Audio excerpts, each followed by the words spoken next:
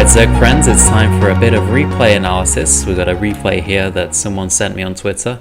Didn't give me too much information about it, and he did say he won this game. He's looking more for just little tips that he can incorporate into his play to try and improve it. So we're going to go ahead and have a look what happens in this game. Honestly, I've got no idea what's going to happen.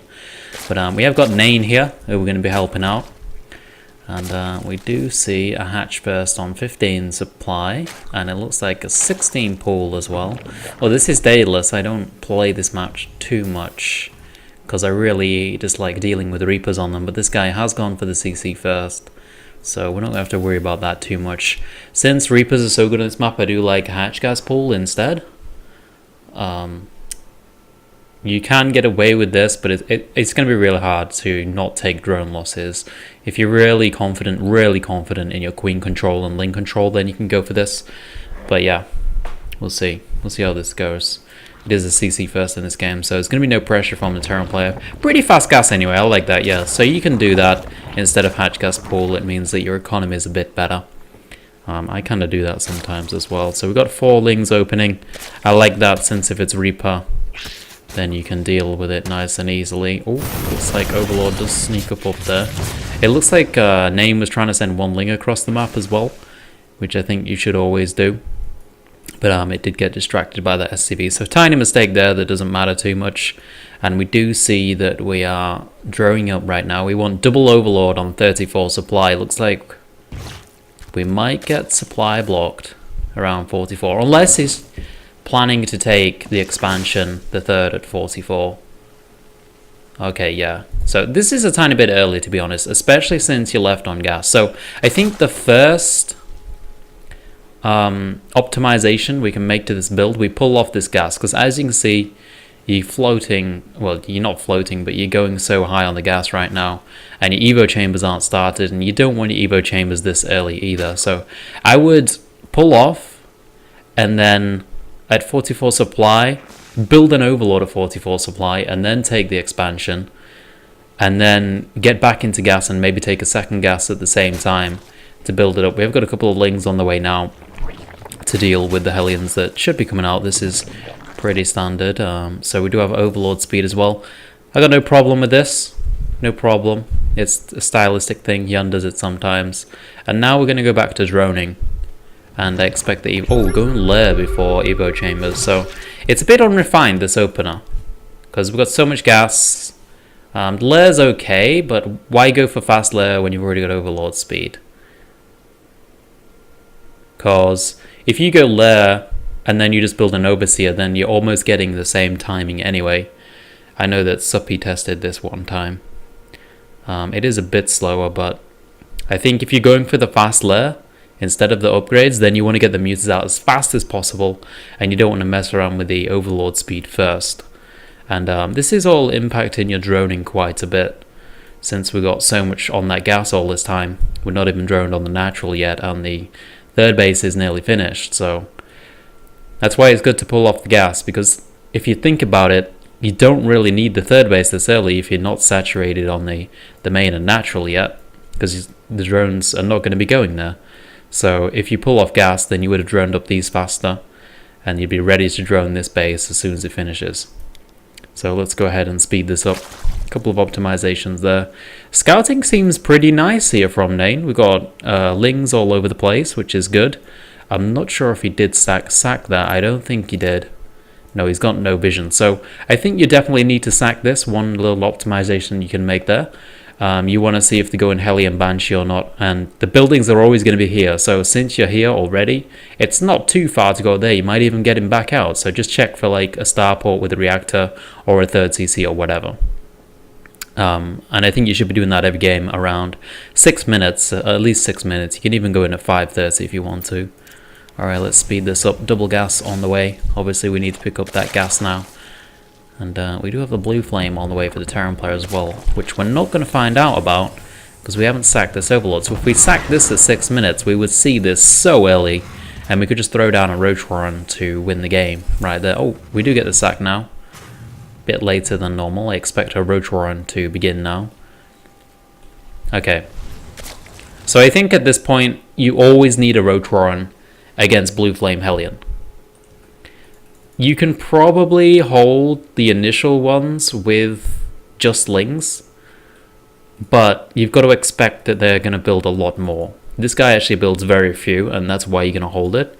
But usually with Blue Flame Hellion, there's at least 16 Hellions. And if that happened, your Lings would have been screwed. So build the Lings, build the Roach one. You don't have to build the Roaches straight away. Just if you see they're committing to a lot of Hellions, then build the Roaches. Because you're going to die to a lot of big Blue Flame attacks, which luckily this guy wasn't going for.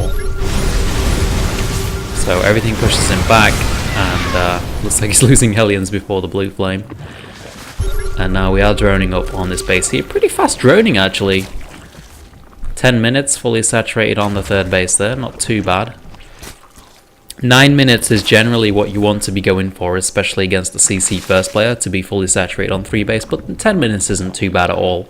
And at this point, we want to be looking for a macro hatch or a 4th base, or even both at the same time. And there we go, macro hatch, really nice. Probably could have used it a tiny bit earlier. And the injects are slacking a bit as well, as you can see, and that's why the minerals up at 1500 now. So injects, definitely something you need to work on. Creep spread's pretty nice, and I think a 4th base right now would be really good as well. Especially since you're floating so many minerals, you might as well pop it down. Now we've got the Blue Flame moving forward, but we have got a decent amount of Queens and Blings here. So he did actually commit to a lot more Blue Flame Hellions, but since we did go, well, not first, but after upgrades, before upgrades, the Mutas are going to be on the way pretty quickly. Now, these are going to be moving in here. So yeah, this is where I really like Roaches.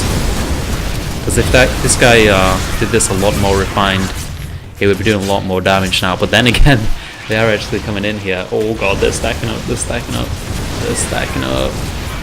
Not going to be too bad though, that's a lot of Blue Flame Hellions. But just a couple of drones, well, it's actually quite a lot of drones. So yeah, I think as soon as you see the Blue Flame there, drop down the Roachron, and if he commits to something bigger like that, then just build a couple of Roaches, like 8 Roaches. The commitment to 8 Roaches is nothing, because Blue Flame has to do damage. Even if you're not fully saturated on your 3rd, it's absolutely fine. So I think that's the biggest mistake in this game. And now we've got to re-drone everything. We're going to put everything back on the mineral lines and everything, and this is just getting a bit messy now because there's so much going on in the game, and I can't really blame Nain for this either. We just lost all the drones. We want to harass with the Muses, we want to spread creep, we want to keep the injects up, we want to take a 4th base. There's so much going on in a ZvT when it gets to this point. So everything's sorted out now, and now we've got the Roachron. That's really late, I assume because it's mech? Actually, it looks like it's a weird mech bio strange composition with vehicle up. Okay, he cancelled the vehicle upgrades. Okay, so I think we've been through most of the optimizations. We're gonna have a look at how the Lings and Mutas are moving around the map now. We've got a nice Overlord spread, we've got a nice creep spread, we've got the 4th base up as well. Now, this is preference on how you do this. You can either put 16 on minerals, you can put 16 and saturate the gas as well, but your army will be a lot smaller, which means you need to trade a lot more. That's what Snoot does. Or you can just take the gas and have a lot of banelings. So there's a lot of different ways you can play the 4th base. Just depends on your playstyle there. So we've got those 2-2. It's pretty late since we did delay them and we forgot about 2-2 for a while, so that's something we need to fix there as well.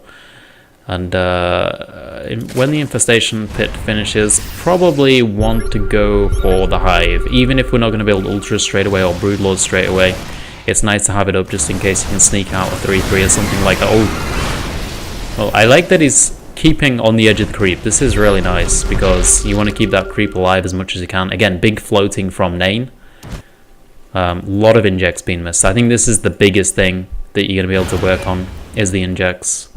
Because we've got Queens with so much energy everywhere. And if we had 3,000 more minerals right now, we could just A-move into him and just keep rebuilding Lings and we win. So Hive on the way, a decent timing. Speed this up. Goes in and wrecks the army as he should. On the edge of the creep there. And I'm not sure about this BM, but this push into there, and this is pretty much GG right now, so